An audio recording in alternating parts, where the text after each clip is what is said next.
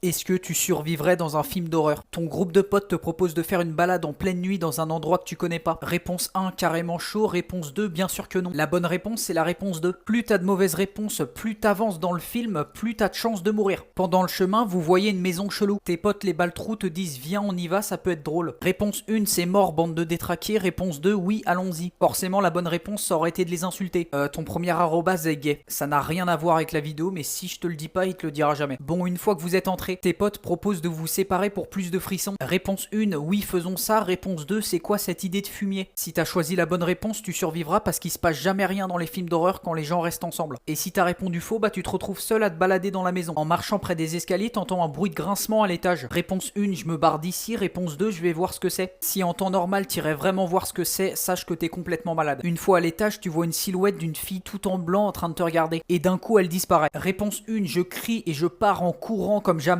Réponse 2, je me calme, c'est peut-être mon imagination. Alors là, si t'as répondu faux, t'as le même QI que les mecs dans les films d'horreur. Personne ne peut rien pour toi, faut aller te faire soigner. Au final, tu croises vraiment une chose flippante et elle se met à te courser bien vénère. Dans cette situation, 1, je me cache. 2, je continue de courir. Dans tous les cas, ça annonce rien de bon pour toi parce que tu te fais courser par un salopard de démon qui va t'éclater ta race. Can you mettre un petit like, por favor? Oui, c'est nous les grosses moulins. Et y'a de la